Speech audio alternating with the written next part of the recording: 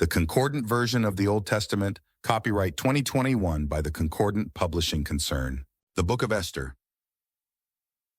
Chapter 1. It was in the days of Ahasuerus that Ahasuerus, who was reigning over 127 provinces from India unto Cush. In those days when King Ahasuerus sat on his royal throne in the castle of Susa, he gave a banquet in the 3rd year of his reign for all his chief officials and courtiers, the retinue of Persia and Media, the highborn and the chiefs of the provinces who were before him, when he showed the riches of his glorious kingdom and the esteem and beauty of his greatness, for many days, 180 days. And when these days were fulfilled, the king gave a 7-day banquet in the court of the king's garden pavilion for all the people found in the castle of Susa, from the greatest unto the smallest. Awnings of pale cotton and blue wool were held with cord lines of fine linen and purple material on silver ring bands and marble columns. There were couches of gold and silver on a pavement of porphyry, marble, mother of pearl, and black marble. Drinks were served in gold vessels, some vessels being diverse from other vessels, and the royal wine was abundant, according to the means of the king. Yet drinking was according to this edict.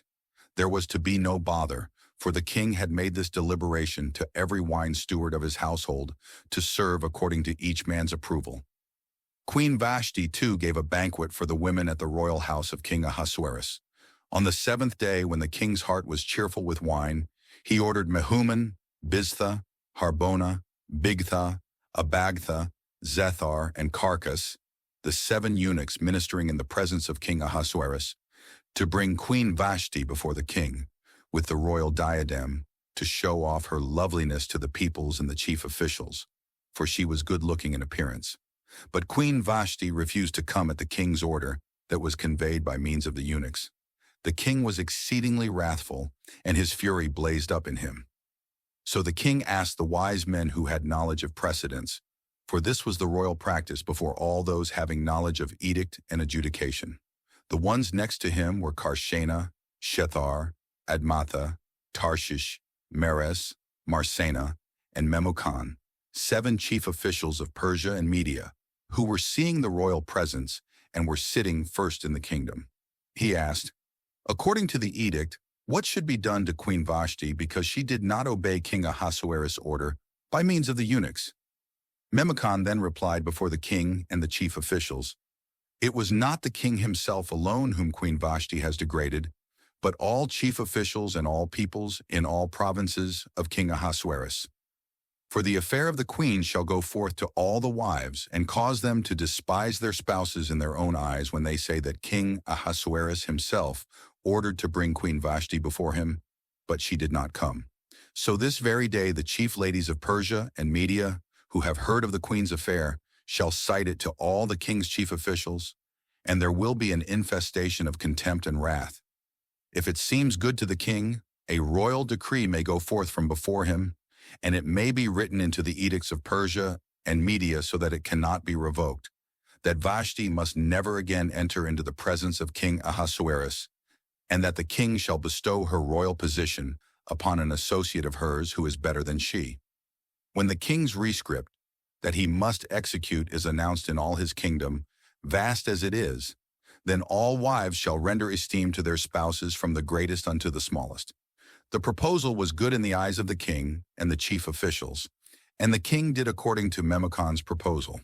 He sent letters to all the king's provinces, to each province in its own provincial writing, and to each people in its own popular tongue, so that every man should be in control of his household and speak the tongue of his own people. Chapter 2.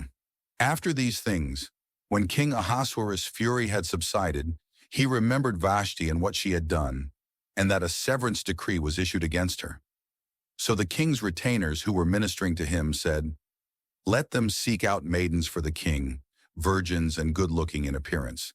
May the king look after supervisors in all provinces of his kingdom, and let them convene every maiden virgin, good-looking in appearance, at the castle of Susa, at the house of women under the hand of Haggai, the king's eunuch who is in charge of the women, and let them be provided with their beauty treatments. Then let the maiden who is well-pleasing in the king's eyes be queen instead of Vashti. The proposal was good in the king's eyes, and he did so. There was in the castle of Susa a Jewish man. His name was Mordecai, son of Jair, son of Shimei, son of Kish, a Benjamite man, whose family had been carried away from Jerusalem with the deportation that had been carried away with Jeconiah, king of Judah, whom Nebuchadnezzar, king of Babylon, had deported. And Mordecai had become foster father to Hadassah, that is Esther, his uncle's daughter, for she had no father or mother. The maiden had a lovely shape and was good-looking in appearance. At the death of her father and her mother, Mordecai took her to himself as a daughter. Now it came to be, when the king's decree and his edict was announced, and when many maidens were brought together at the castle of Susa under the hand of Haggai, then Esther was also taken to the king's house under the hand of Haggai, who was in charge of the women. The maiden was well-pleasing in his eyes, and she obtained kindness before him, so that he speeded up her beauty treatments and her assigned rations. And he provided her with the 7 selected maidens assigned to her from the king's house. Then he let her and her maidens occupy the best quarters in the house of the women. Esther had not told about her people or her kindred, for Mordecai had enjoined on her that she should not tell. Every day Mordecai was walking about before the court of the house of the women, so as to know of Esther's well-being and what was being done with her. When a maiden's turn was attained, and the maiden had to come to King Ahasuerus at the end of the women's 12 months regimen prescribed for her, since in this way the days of her beauty treatments were fulfilled. 6 months with oil of myrrh, and 6 months with aromatics and with beauty treatments of the women. When after this the maiden was coming to the king, then anything she asked for was given to her to come with her from the house of the women to the king's house. She would be entering in the evening, and she would be returning in the morning to the second house of the women under the hand of Shashgaz, the king's eunuch, the guardian of the concubines. She would not come again to the king unless the king had taken delight in her, and she had been called by name. When the turn was attained for Esther, whom Mordecai had taken to himself as a daughter, she was the daughter of his uncle Abihail, to come to the king, she did not seek permission for anything save what Haggai, the king's eunuch, the guardian of the women, had advised. Esther had been obtaining favor in the eyes of all those seeing her. So when Esther was taken to King Ahasuerus at his royal house in the 10th month, that is, the month Tebeth, in the 7th year of his reign, the king loved Esther more than all the other women. She obtained more favor and kindness before him than all the other virgins, so that he placed the royal diadem on her head and made her queen instead of Vashti. Then the king gave a great banquet for all his chief officials and his courtiers, the banquet of Esther, and he granted a rest day for the provinces and distributed helpings according to the means of the king. When diverse virgins were brought together, Mordecai was sitting in the king's gateway. Esther was not telling about her kindred or her people, just as Mordecai had enjoined on her, for Esther was obeying Mordecai's order just as before when she had been a foster child under his care. In those days when Mordecai was sitting in the king's gateway, Bigthan and Teresh, 2 of the king's eunuchs of the guardians of the threshold, were wrathful and sought out to lay hand on King Ahasuerus. Yet the plot became known to Mordecai, and he told it to Queen Esther. In Mordecai's name, Esther reported it to the king. When the plot was sought out and was found to be true, then the 2 of them were hanged on the gallows, and it was written on the scroll of records of the days before the king. Chapter 3. After these things King Ahasuerus magnified Haman's son of Hammedatha, the Agagite. He advanced him and put his covered seat above all the other chief officials who were with him. All the king's courtiers in the king's gateway were bowing down and prostrating themselves before Haman, for so were the instructions the king had given concerning him. As for Mordecai, he did neither bow down nor prostrate himself. So the king's courtiers in the king's gateway said to Mordecai, "For what reason are you trespassing the king's instruction?" Then it came to be, when they had spoken to him day after day, and he had not hearkened to them, that they told Haman in order to see whether Mordecai's affairs would persist, for he had professed to them that he was a Jew. When Haman saw that Mordecai was not bowing down, nor prostrating himself before him, Haman was filled with fury. But it was despicable in his eyes to lay hand on Mordecai alone, for they had told him about Mordecai's people. So Haman sought out to exterminate all the Jews, Mordecai's people, who were in the entire kingdom of Ahasuerus. In the 1st month, that is, the month of Nisan, in the 12th year of King Ahasuerus, someone cast pur, that is the lot, before Haman from day to day, and from month to month, to the 12th, that is, the month of Adar. Then Haman said to King Ahasuerus, "There is a certain people dispersed and parted among the peoples in all the provinces of your kingdom, and their edicts are diverse from any other people. They are not obeying the king's edicts, and for the king it is not appropriate to tolerate them. If it seems good to the king, it may be written to destroy them. And for the hands of those doing the work, I shall weigh out 10,000 silver talents to bring to the king's storerooms." So the king withdrew his ring from his hand and gave it to Haman son of Hammedatha, the Agagite, the foe of the Jews. And the king said to Haman, "The silver be given to you, also the people, to do with them according to what is well-pleasing in your eyes." Then the king's scribes were called in the first month, on the 13th day of it. According to all the instructions that Haman had given, it was written to the king's satraps, to the viceroys who were over the different provinces, and to the chief officials of the different peoples, to each province in its own provincial writing, and to each people in its own popular tongue. It was written in the name of King Ahasuerus and was sealed with the king's ring.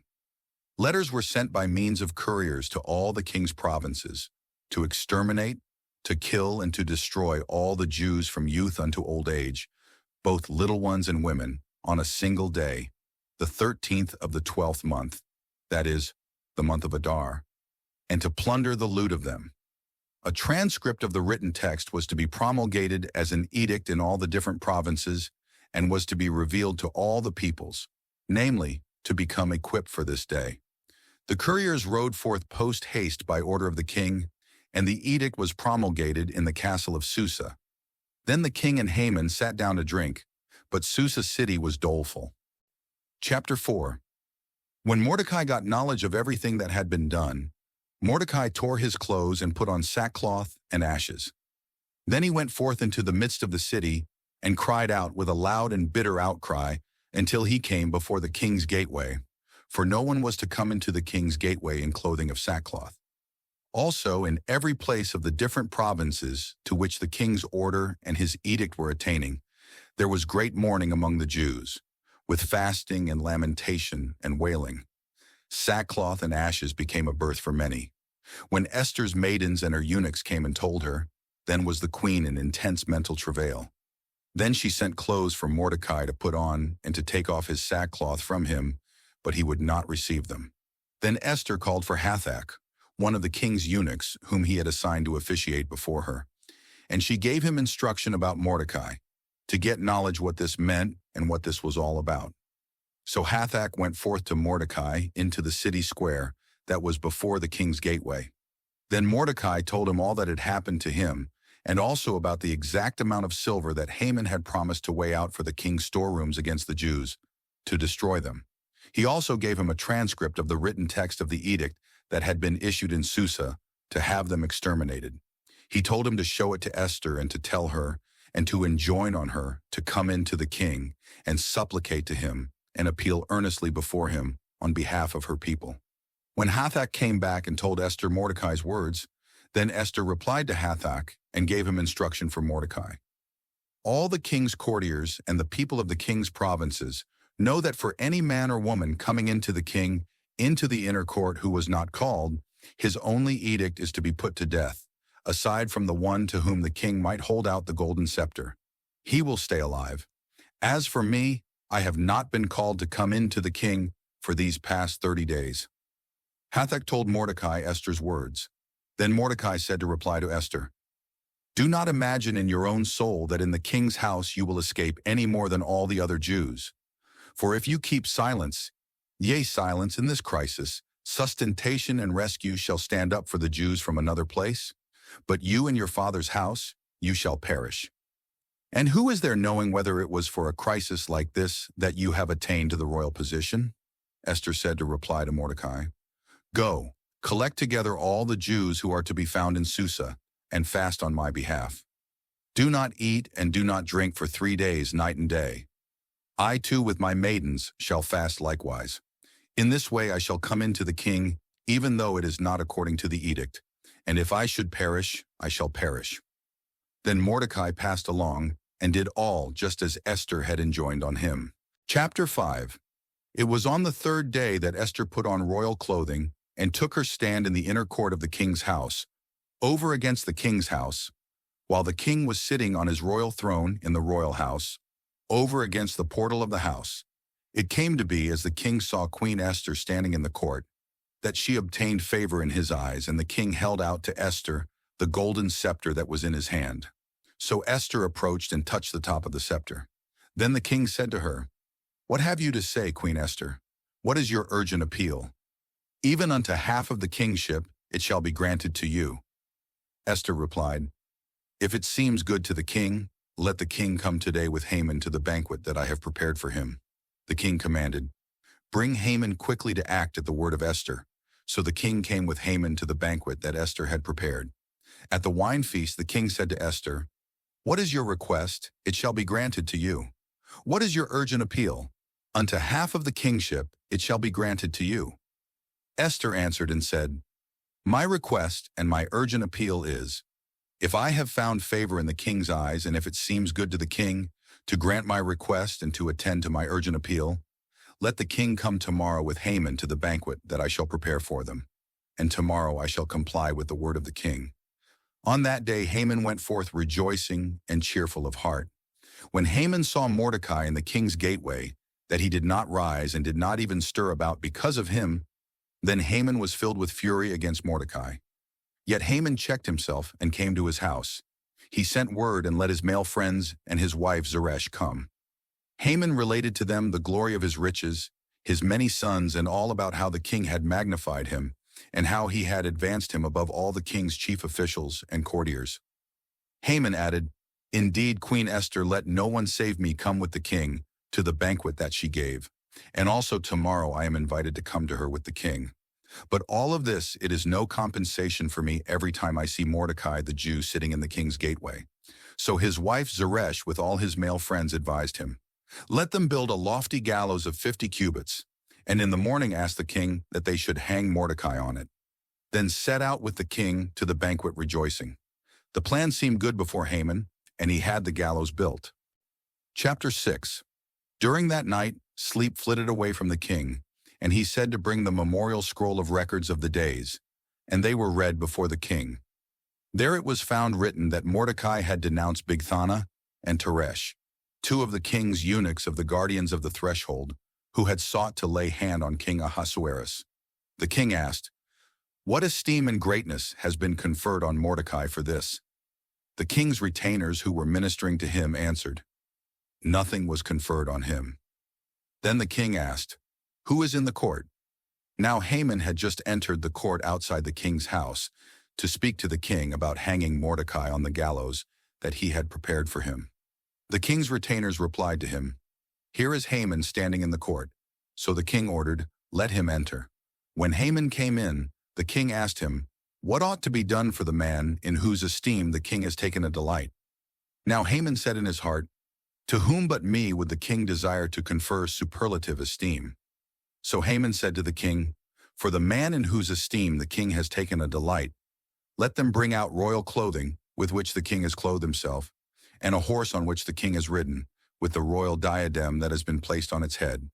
Then may the clothing and horse be put at the hand of one of the king's high-born chief officials, and let him clothe the man in whose esteem the king has taken a delight, and parade him on the horse in the city square, while proclaiming before him, 'Thus is it done to the man in whose esteem the king has taken a delight.'" Then the king ordered Haman, "Make haste and take the clothing and the horse, just as you have said, and deal in this way with Mordecai the Jew who is sitting in the king's gateway. You must not omit anything of all that you have spoken." So Haman took the clothing and the horse, clothed Mordecai, and paraded him in the city square, while he proclaimed before him, "Thus is it done to the man in whose esteem the king has taken a delight."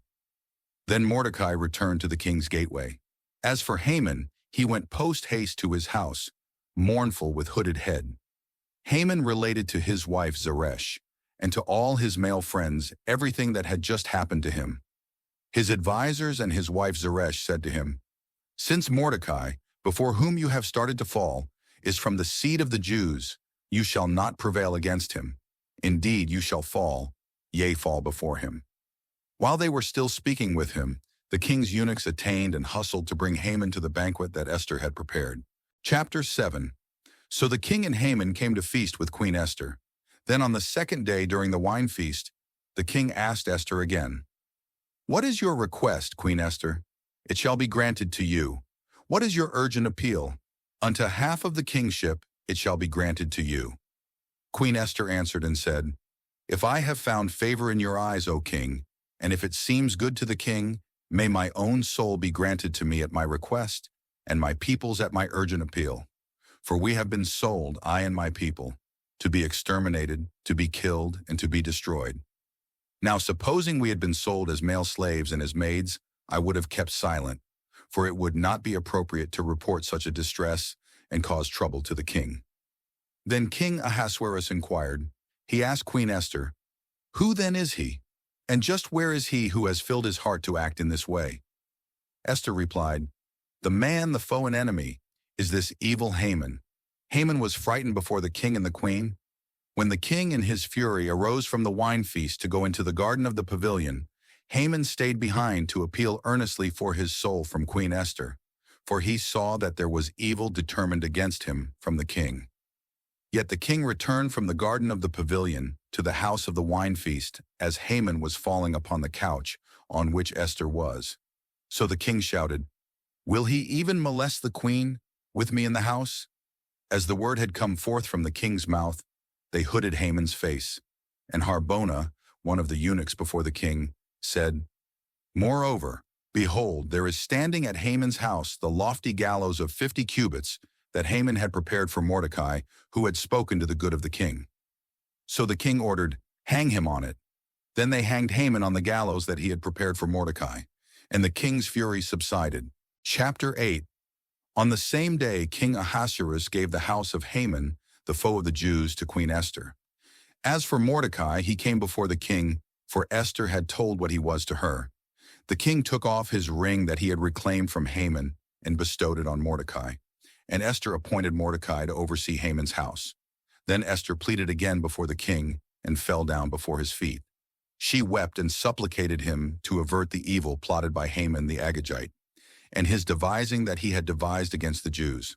When the king held out the golden scepter to Esther, then Esther arose and stood before the king, and she said, "If it seems good to the king, and if I have found favor before him, and the request seems right before the king, and I am well-pleasing in his eyes, let a decree be written to reverse the letters, the devising of Haman's son of Hammedatha, the Agagite, those which he wrote to destroy the Jews in all the king's provinces. For how can I endure to see this evil that is coming upon my people? And how can I endure to see the destruction of my kindred?" King Ahasuerus replied to Queen Esther and to Mordecai the Jew, "Behold, I have given Haman's house to Esther, and they hanged him on the gallows because he put forth his hand against the Jews. As for you, write on behalf of the Jews as seems best in your eyes. Write in the king's name and seal it with the king's ring. For a writing which is written in the king's name and sealed with the king's ring cannot be reversed." So the king's scribes were called at that time, in the 3rd month, that is, the month of Sivan, on the 23rd day of it. All was written just as Mordecai instructed them, to the Jews and to the satraps, the viceroys and chief officials of all the provinces, 127 provinces from India unto Cush, to each province in its provincial writing, and to each people in its popular tongue, and to the Jews in their writing and in their tongue. Mordecai wrote in the name of King Ahasuerus, sealed with the king's ring, and sent letters by means of couriers on horseback, riding the stallions of the royal service, those bred of its stud mares. By these letters the king granted the Jews who were in every place, city by city, the right to assemble and to stand up for their souls, to exterminate, to kill, and to destroy every armed unit of any people or province that might besiege them, their little ones or their women, and that might plunder the loot of them, on a single day in all the provinces of King Ahasuerus, on the 13th day of the 12th month, that is, the month of Adar. A transcript of the written text was to be promulgated as an edict in all the different provinces and was to be revealed to all the peoples, that the Jews would be equipped for this day to avenge themselves on their enemies. The couriers, riding the stallions of the royal service, rode forth, speeding up post-haste by order of the king, and the edict was promulgated in the castle of Susa.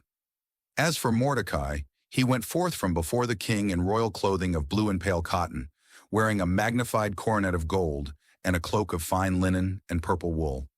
And Susa city was noisy with rejoicing. For the Jews there was light with rejoicing, elation, and esteem.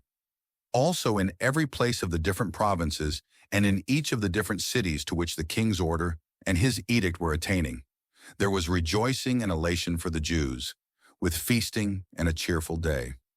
And many of the peoples of the country were professing themselves Jews, for awesome fear of the Jews had fallen on them. Chapter 9. In the 12th month, that is, the month of Adar, on the 13th day of it, when the king's order and his edict attained to be executed, on that day to which the enemies of the Jews had looked forward so as to domineer over them, then this was overturned, in that the Jews themselves domineered over those hating them. In all the provinces of King Ahasuerus, the Jews had assembled in their cities to lay hand on those seeking to exact evil on them. No man could stand before them, for awesome fear had fallen on all the peoples. All chief officials of the provinces, the satraps and the viceroys, those conducting the king's business, were assisting the Jews, for awesome fear of Mordecai had fallen on them. For Mordecai's influence was great in the king's house, and his fame was spreading in all the provinces as the influence of the man, Mordecai, became towering.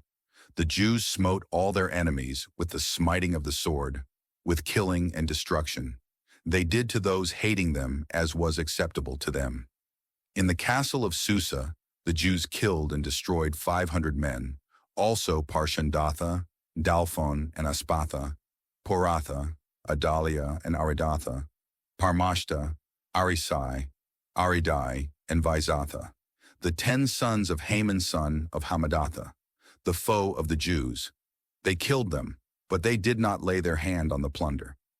On the same day the number of those killed in the castle of Susa came before the king, and the king said to Queen Esther, "In the castle of Susa alone, the Jews have killed and destroyed 500 men and the 10 sons of Haman. What have they done in the remainder of the king's provinces? Now what is your request? It shall be granted to you. And what is your other urgent appeal? It shall also be done." Esther answered, "If it seems good to the king, let it be granted to the Jews in Susa, to execute also tomorrow according to the edict for today, and let them hang the bodies of the 10 sons of Haman on the gallows." So the king ordered it to be done in this way. An edict was issued in Susa, and they hanged the 10 sons of Haman. The Jews in Susa assembled again on the 14th day of the month of Adar, and killed 300 men in Susa, but they did not lay their hand on the plunder. The remainder of the Jews in the king's provinces had assembled to stand up for their souls and to find rest from their enemies. They killed 75,000 of those hating them, but they did not lay their hand on the plunder. That was on the 13th day of the month of Adar, and they came to rest on the 14th day of it and made it a day of feasting and rejoicing. As for the Jews in Susa, they had assembled both on the 13th day of it and on the 14th day of it, and they came to rest on the 15th day of it and made it a day of feasting and rejoicing. Therefore the rural Jews, those dwelling in unwalled villages, were observing the 14th day of the month of Adar as a day of rejoicing and feasting, and a cheerful day for the sending of assigned shares, each man to his associate. Mordecai wrote up these things and sent letters to all the Jews, those who were near and far, in all the provinces of King Ahasuerus, to make it mandatory for them to keep on observing annually the 14th day of the month of Adar and the 15th day of it, in every year as the days on which the Jews found rest from their enemies, and as the month when it turned for them from affliction to rejoicing and from mourning to a cheerful day, to observe them as days of feasting and rejoicing and the sending of assigned shares, each man to his associate, and gifts to the needy. The Jews received as custom what they had started to practice and what Mordecai had written to them. For Haman son of Hammedatha, the Agagite, the foe of all the Jews, had devised against the Jews to destroy them, and had cast pur, that is the lot, to discomfit them and to destroy them. But when it came before the king, he ordered with a letter that his evil devising that he had devised against the Jews should get back on his own head, and so they hanged him and his sons on the gallows. Therefore they called these days Purim, by the name of the Pur. Therefore, because of all the instructions of this letter, and of what they had faced as to this matter, and of what had attained to them, the Jews confirmed this, and received it as custom for themselves and for their seed, and for all joining them as proselytes, that they should not trespass. They ought to keep on observing annually these 2 days, in accord with their written text, and at their stated time in every year. These days should be remembered and observed by all, generation after generation, family after family, province after province, and city after city. These days of Purim should never pass away from the midst of the Jews, and their remembrance should not terminate among their seed. Also Queen Esther, daughter of Abihail, along with Mordecai the Jew, wrote with full enforcement to confirm this second letter of Purim. So letters were sent to all the Jews, to the 127 provinces in Ahasuerus' kingdom, in words of peace and truth, to confirm these days of Purim at their stated times, just as Mordecai the Jew along with Queen Esther had set these up for them, and just as they had made mandatory the instructions of fastings and their outcry for their own soul and for their seed. Thus Esther's order confirmed these details of Purim, and it was written down in a scroll. Chapter 10. King Ahasuerus imposed tribute on the mainland in the islands of the sea. All the achievements of his might and his masterful deeds, and the exact statement of Mordecai's greatness, whom the king had magnified, are they not written in the scroll of records of the days of the kings of Media and Persia?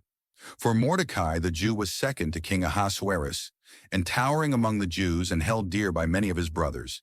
He sought after the good for his people, and spoke up for the well-being of all his seed.